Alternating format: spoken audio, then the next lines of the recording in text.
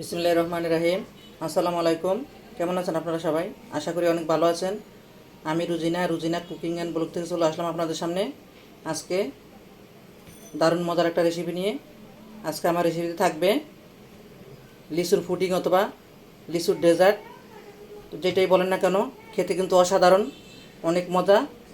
তো সারা বছর অপেক্ষায় থাকি কখন লিচু আসবে আর কখন ঠান্ডা ঠান্ডা এরকম একটা পুডিং বানিয়ে খাবো। এই পুডিংটা তৈরি করে ঠান্ডা ঠান্ডা খাবেন এই গরমে, দেখবেন মন প্রাণ কলিজা এক নিমিষেই ঠান্ডা হয়ে যাবে।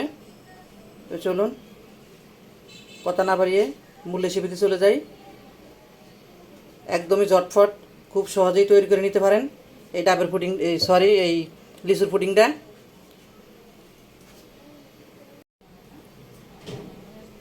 তো আজকে যদি আমার এই লিচুর পুডিং অথবা লিচুর ডেজার্টটা যদি আপনাদের কাছে ভালো লেগে থাকে, তো আমার ইউটিউব চ্যানেলটাকে সাবস্ক্রাইব করে আমার ইউটিউব চ্যানেলের সাথেই থাকবেন। পাশে থাকা বেল আইকনটা ক্লিক করে রাখবেন যাতে যাতে করে নতুন নতুন ভিডিও আপলোডের সাথে সাথে আপনার কাছে পৌঁছে যায়।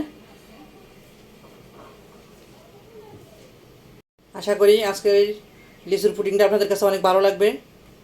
না না টেনে পুরো ভিডিও দেখবেন।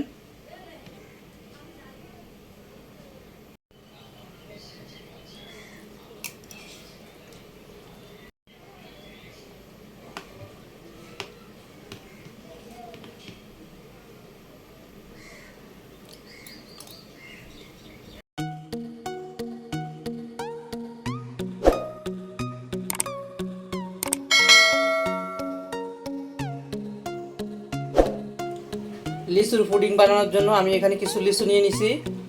তো আমি 2 কাপের মতো রস নিয়ে নিব। তো আমি আগে লিচুগুলোকে ছিলে নিব।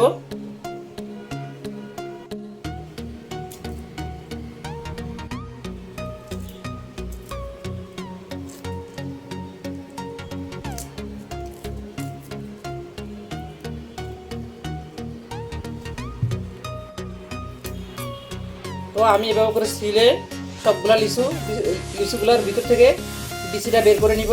বিচি অথবা আটি যেটাই বলেন না কেন, আমি বের করে নিব।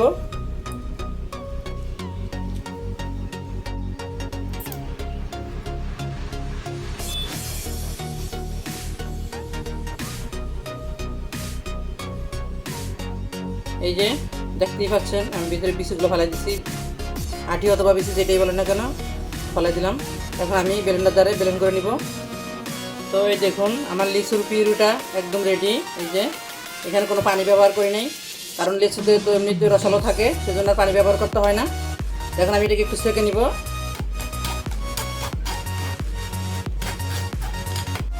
তো লিচুর পিউরিটা আমার ভালো করে সেঁকে নেওয়া হয়ে গেল একদম। দেখেন আমি এই যে সেপে ভালো করে সেঁকে নিয়েছি।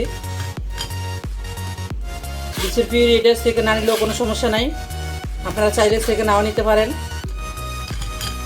তো এখানে প্রায় 1.5 কাপের মতো লিচুর পিউরি হলো। তো এখন আমি 1.5 কাপের অর্ধেক দিয়ে আমি প্রথমে একটা জেলি তৈরি করব। তো আমি 1.5 কাপ লিচুর পিউরিকে 2 ভাগ করে নিছি। আমি অর্ধেকটা দিয়ে আমি একটা জেলি প্রথমে তৈরি করে নিব, আর অর্ধেকটা দিয়ে পরে আবার আরেকটা মিশ্রণ তৈরি করব। এখানে আমি এখন 1/2 টেবিল চামচ চিনি দিয়ে দিব। মিষ্টিটা যাতে স্বাদ মতো দিবেন, আমি অল্প দেওয়ার চেষ্টা করতেছি কারণ লিচুগুলো অনেক মিষ্টি আছে, সেজন্য দিয়ে দিব 1 চা চামচ আগার আগার পাউডার। যতটুকু আমি এখানে মিশ্রণ নিছি, লিচুর পিউরি নিছি, ততটুকুর জন্য এতটুকুই আগার আগার পাউডার যথেষ্ট। এর থেকে বেশিও দিতে হবে না, আবার এর থেকে কমও দিতে হবে না, এতটুকু দিলেই হবে। এই তো আমার লিচুর জেলিটা একদম রেডি হয়ে গেল। এখন আমি একটা প্লেটে ঢেলে নিব।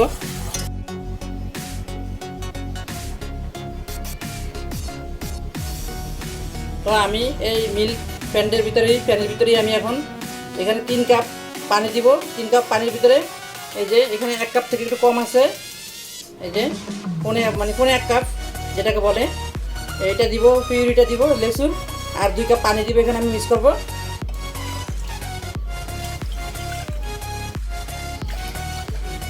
আপনারা যদি চান পুডিংয়ের এই মিশ্রণটা পিউরিটা আপনারা শুধু এখানে পানিটা ব্যবহার করতে পারবেন, লিচুর রসটা না দিলেও কোনো সমস্যা নেই। তা আমি জাস্ট দিয়ে দিলাম একটু লিচু ফ্লেভার আসবে, সেজন্য খেতে একটু ভালো লাগবে, সেজন্য আমি এখানে একটু পিউরি ব্যবহার করলাম, আপনারা চাইলে শুধু পানি দিয়ে এটা বানাতে পারবেন। দিয়ে দিব আমি 2 টেবিল চামচ চিনি এখানে। আবার বলতেছি মিষ্টিটা যা যা স্বাদ মতো দিবেন, কম খাইলে কম, বেশি খাইলে বেশি।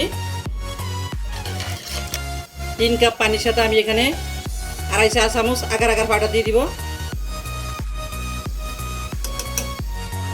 পুডিংয়ের জন্য আমার লেসুর এই মিশ্রণটাও একদম রেডি। এখন আমি এটাকে নামিয়ে ফেলবো চুলা থেকে। এই তো লিচুর জেলিটা জমে গেল। এখন আমি এটাকে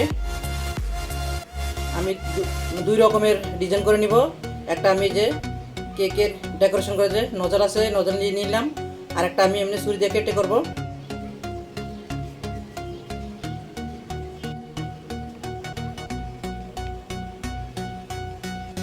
এই তো যে বাটিতে আমি পুডিংটা সেট করব, সেই বাটিতে আমি এই যে জেলিগুলা দিয়ে দিলাম এভাবে করে।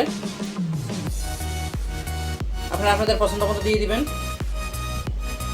তা আমি জেলিটা একটু নরম রাখছি, কারণ আমার কাছে শক্ত শক্ত ভালো লাগে না, সেজন্য। আপনারা যদি চান আর সামান্য একটু আগার আগার পাউডার বাড়াই দিলে জেলিটা অনেক শক্ত হয়ে যাবে। আমার একটু হালকা, আমি মানে জেলির মতো একটু নরম রাখছি। এখন আমি এই জেলির উপরে লিচুর পুডিংয়ের মিশ্রণটা দিয়ে দিব।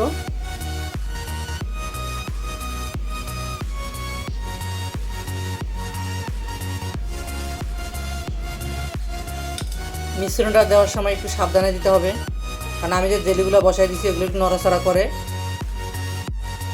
লিচুর পুডিংয়ের মিশ্রণটা আমি দিয়ে দিলাম এখানে। এখন আমি এটাকে নর্মাল ফ্রিজে রেখে দিব ঠান্ডা হওয়া পর্যন্ত, মানে জমাট বাঁধা পর্যন্ত। এটাকে ফ্রিজে রেখে যত ঠান্ডা ঠান্ডা খাবেন ততই মজা পাবেন এই গরমে। তা আমি এখন ফ্রিজে রেখে দিব, ঠান্ডা হওয়া পর্যন্ত অপেক্ষা করব, আর জমাট বাঁধা পর্যন্ত। এই তো দেখুন, আলহামদুলিল্লাহ আমার লিচুর পুডিংটা একদম জমে গেছে।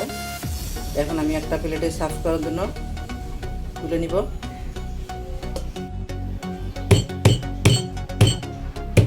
এই তো দেখুন মাশাআল্লাহ আমার পুডিংটা কতটা সুন্দর হয়েছে, কতটা লোভনীয় হয়েছে। এটা দেখতে যতটা লোভনীয়, খেতে কিন্তু তার থেকে অনেক অনেক বেশি মজার।